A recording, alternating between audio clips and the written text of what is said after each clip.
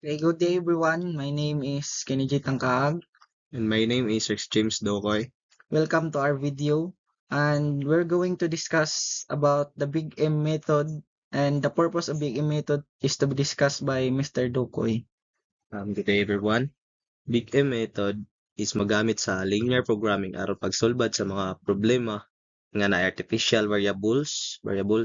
Ang Big M method mo assign og dagko nga numero nga M ug kini nga pamaagi magtabang sa pagtransform sa problems sa standard form para ma-apply ang simplex method sa pagsulbad.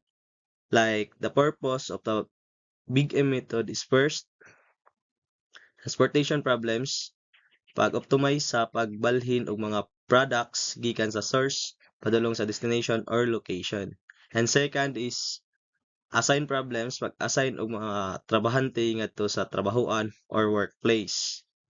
Third is resource allocation problems, pag-assign sa mga limited resources sa daghang project para makuha ang maximum nga profit o ang minimum nga cost. Fourth is production scheduling, pagtan-aw kung unsaon pag-optimize sa paggamit sa mga machines o empleyado aron mapadali ang projects. And then, use or paggamit. Step 1, transform a problem ngadto sa standard form. Step 2 is idugang ang artificial variables. Step 3 is mo assign og dagko nga kantidad like M para sa artificial variable sa objective function. Step 4, gamita ang simplex method aron ma-solve ang problem ug i-eliminate ang artificial variables gikan sa final solution. Big M method is one of the technique sa pag-solve sa mga problem sa linear programming nga nagkinahanglan og pagdugang sa mga artificial variables aron makuha ang optimal solution. Please welcome Kenny J. Okay everyone, as discussed ni Mr. Dokoy, ang step sa Big M method o asa siya magamit or what is the uses of Big M method. In summary, ibali Big M method is solving a huge number. It doesn't consider if positive siya or negative. Pero M is a biggest number or dako siya nga number to maximize mo tong ingon diri ni Mr. Dokoy is if you are going to maximize the two variables or how many variables you are going to solve. And solving the Big M method is dapat or we have to know the process of simplex method because the Big M method is also needed niya or Big M method needs the simplex method.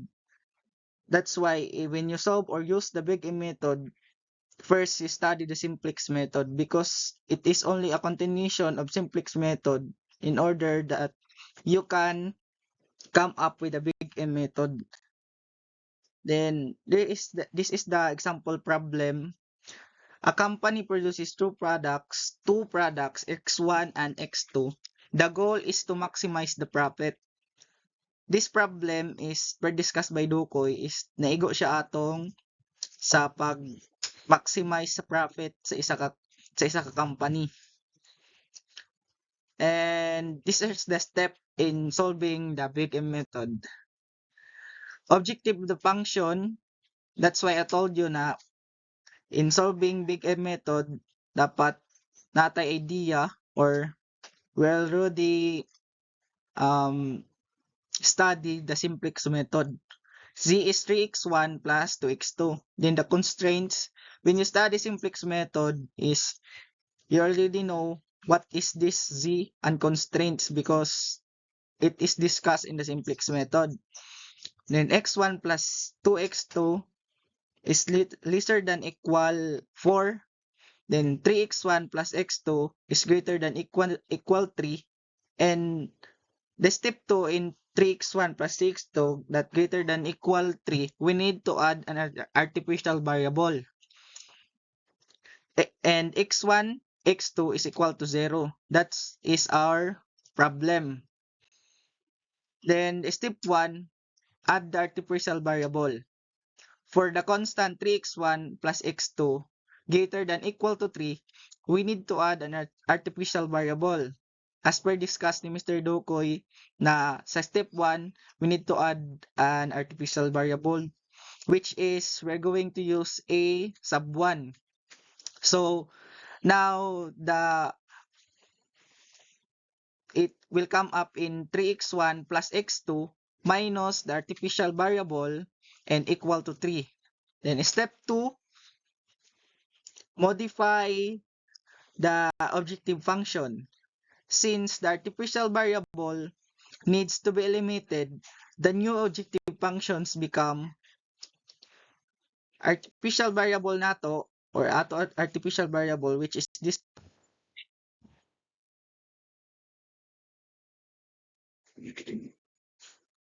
which is sa nakita nato ganiha katong sa z, and we add the m, which is unsa ato pangitaon m then the artificial variable. Then step 3, write the modified constraints. We will rewrite the constraints including the artificial variable. So x1 plus 2x2 is lesser than equal to 4. Then in step 3, we need to add a slack variable. As I said also again na dapat we study the simplex method para dili libog sa ato ang mga terms nga gi-mention dire. Then add the slack variable, which is we're going to use s sub 1. So x1 plus 2x2 plus s1, which is the slack variable, is equal to 4. Then 3x1 plus x2 minus a1 equal to 3. Then 3 is x1, x2, s1, a1 is equal to 0. Greater than equal to 0. Then we're going to write it an initial, and next step, which is step number 4, write the initial w. Write the initial table, and S1 is right here, which is this one. Then x1 in the table is x1. We have 1, imaginary 1 here. That's why this is 1. Then 2x2, x2, this one. Then we have 2 there. That's why in the table we get 2. Then S1, positive S1, we have also imaginary 1 here. That's why it is 1. Then A1, we don't have any A1 variables here. That's why it is considered as 0. Then 4, solution is 4, is 1. This is the way how to write or to solve or to make a table. Then in A1, which is this one, same process. And X1, we have 3, this one, that's why it is 3. Then x2, 1, imaginary 1 here, that's why it is 1. Then in a1 we have s1, we don't have any s1 here, that's why it is 0. Then a1 is negative a1, that's why it is negative 1, because we have imaginary 1 here and the sign is negative, that is why it is negative 1.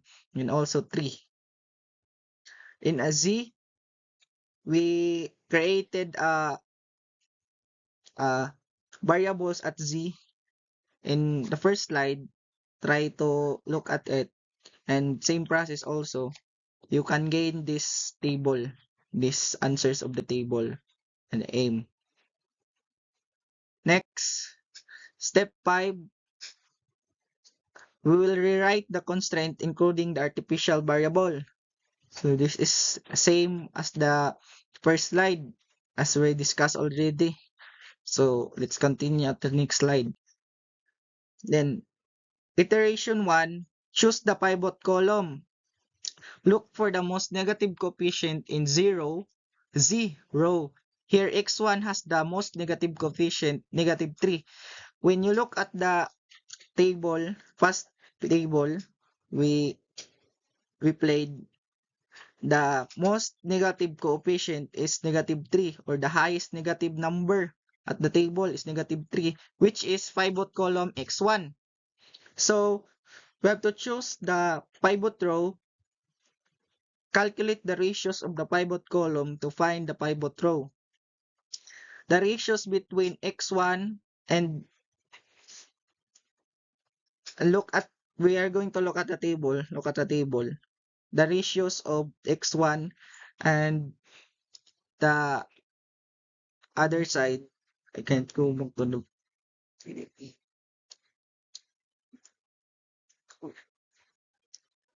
Basta, it is a ratio. Kay dili na ako mabalik ang table sa record. Is the ratio of the x1 and at the last part of this table.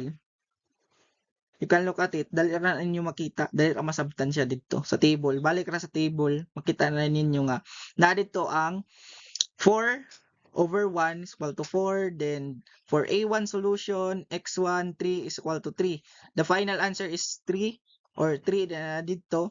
3 man sa last. Then, ang ato kuan is sa ratio kibal niya sa pinakauna sa x1 which is 4. Then, sa pinakalas ato is 1. Then, 3. So, the smallest ratio niya is 1. Then, select the pivot element. The pivot element is the value of intersection of the pivot row column, which is 3. Then, as mentioned sa sentence, we have going to select the pivot element and the value of intersection of the pivot row column, which is sa column 3. Then, pag makita na nato, we're going to update the table. Normalize the pivot row. Divide the entire A1 row. Katong A1 nga kung sa table, katong A1 niya row sa A1, tan-awon ninyo dito sa table. Then ang row niya divided by the pivot element 3, katong nasolve nato nga pivot element 3. So pag tan-awon ninyo dito na new A1 row, wait, lahi ang row, lahi ang column, lahi na sila, row ang kuan dire. So 3/3, pag tan-aw ninyo dito, basta entire row 1 ha, entire row 1 sa table, kindly balik lang ninyo sa table para di mo maglibog. Entire row 1 sa table is we are going to divide it by 3. Kay mao ning ato na solve. So 3/3, then 1/3, 0/3, 1/3, 3/3 also. So mahimo siya nga 1 and 1/3, 0, -1/3 and 1. That is our new A1 row sa ato updated nga table. For next, adjust the other rows. We're going to adjust the other rows by using this. Then update using the new S1. To solve the new S1, rather, old S1 is sub 1 minus 1 times the new A1, which is we solve at the past kadto ganing row A1 divided by the 3, which is our new A1.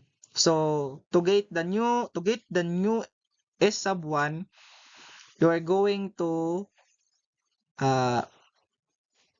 minus 1 times new A1, which is the old A1, old S sub 1 is 1, 2, 1, 0, and 4. And para dili siya libog, is you look at the sa table. Katong table ganiha, katong gi-present na ako nga table is tan-aw ra mo dito, subay ra mo dito. Pwede ra ninyo i-post din balik para di na mo maglibog. Masubay ra dito, which is the old S sub 1 is variables of the number at the table is 1, 2, 1, 0, and 4 minus the, as I mentioned earlier, 1 times the new A1 is 1, 1/3, 0, then -1/3 and 1. So the answer is 0. Okay, 1 minus 1 is equal to 0, diba? Wait, para di siya libog. 1, 1 minus 1, 1 minus 1 is equal to 0, which this one. Then 2 minus 1/3 is equal to 5/3. Then 1 minus 0 is equal to 1, this one. Then 0 minus 1/3 is equal to 1/3, of course. And 4 minus 1 is equal to 3. This one. Siya kasayon. Sayon na gid siya, basta lang you're going to study the simplex method.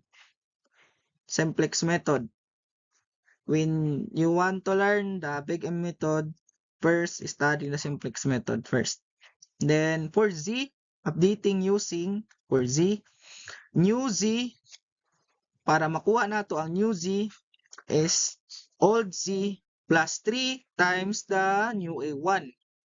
Same new A1, which is this one. Same new A1. Our new A1 is this one. Our new A1. So when we're going to get the new Z, old Z plus 3 times new A1. Same process, but it only matter is ang minus is gipulihan na siya plus, and 1 instead the 1 is gipulihan na siya 3. Kuha. Simple ra. Simple. Then next slide. And now we can already make the new table iteration 1 using those updated numbers and solution that we use at the past slide. Katong kuha na nato ganiya times 1, katong times 1 na nato, then the new A1, then sa Z is times 3, then new A1. Adto. The iteration 2, choose the pivot column. The most negative coefficient in Z row is now x2 times negative 1. So the pivot column now is x2. This one. x2. Our pivot column now is x2. Choose the pivot row. Pivot row sa x2. Then next, calculate the ratios of the pivot column. Same calculation ganiya sa pag-calculate sa ratios katong sa tumoy sa niya. Tanaw ra ninyo, when you look at the table, makita na ninyo didto, masubay ra ninyo kung giunsa ang pagkuha ang ratio. So this is the ratio for S1. The ratio for S1 is 1.8.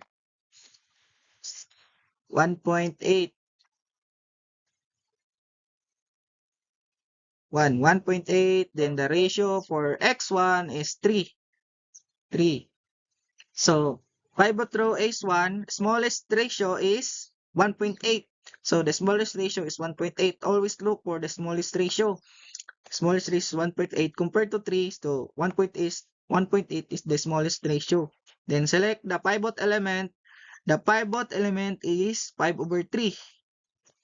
5/3. The pivot element is 5/3. 1.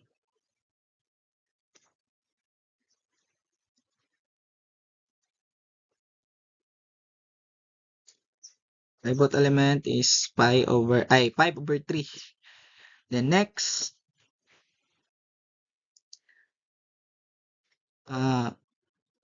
update the table. Again, we are going to update the table again. Update the table, normalize pivot row. Divide also, same process, and past discussion, past slides. Divide the entire S1 row by the pivot element 5/3. If ganiha, i-divide na to ang row A1, correct me if I'm wrong, A1 by 3. At this time, we're going to divide the S1, all S1 by 5/3. Then, when we divide it, we're going to get 0, 1, 3 over 5, 1 over 5, then 9 over 5. Then adjust the other rows.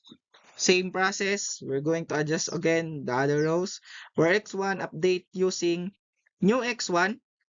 Para ma-solve nato ang new x1, old x1 minus 1/3 of new s1. Which is ang new s1 nato is kani. Ato new s1. This one, new s1. So, same process. Ganiha. 1 minus 1/3 new s1. This new s1 is 1. Answer is 1. It's 1. Then 1/3 minus 1/3 minus sorry. This one minus this one, and the answer is 1/5.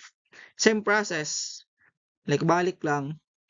Pag makuha na ninyo tong ganiha, balik-balik lang siya. Balik lang siya. Then, next, for Z na ta. For Z, update using Z, then new Z, old Z plus 1 times new S1. Always remember lang the equation which is kani.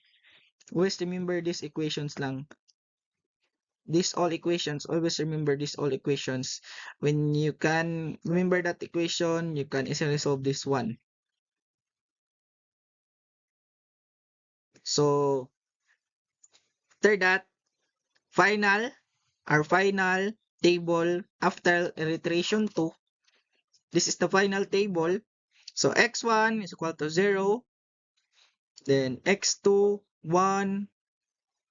At x2, then 5 over 3. Just, if maglibog mo, just look at the past table lang. Ug nahimo nato nga mga variables and equation, we can gain these numbers.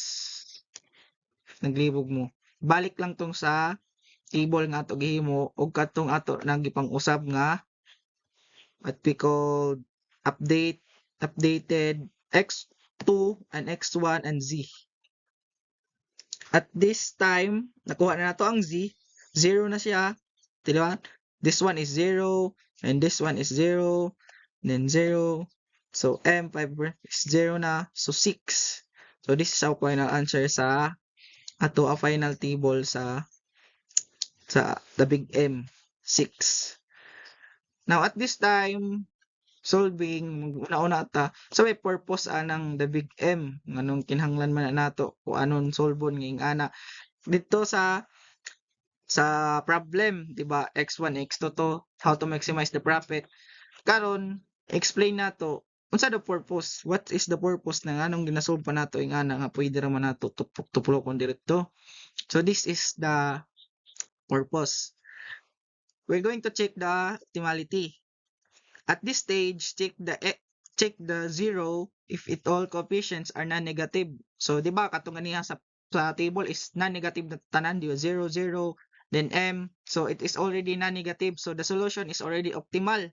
So, the summary of variables is x1 value from x2 row 1, then x2 from x2 value from x2 row 9 over 5 or 1.8. The value of the z objective function is 6. Diba sa table ganiha is it is already non-negative, diba? So it means nga wala na negative sa ato 0, pwede na ta mag-stop. So ang nakuha nato is 6. The higher value is 6, diba? So example sa word problem, maguna-una ta nganong kinahanglan pa siya i-solve ug ato nga pwede ra man sa word problem. Example nato, so atong problem is a company produce two products, which is X1 product A, and X2 product B. The goal is to maximize the profit given by the following conditions. Diba? So maximize. So the profit from product A is $3 per unit. Then the profit of product B is $2 per unit. The company has two constraints, which is the total production capacity of the both products is limited at 4 units. Constraints x1 plus 2x2 greater than equal to 4, which is the variables which we solved earlier. The company must produce at least 3 units of product A and constraint of 3x1 plus x2 greater than equal to 3.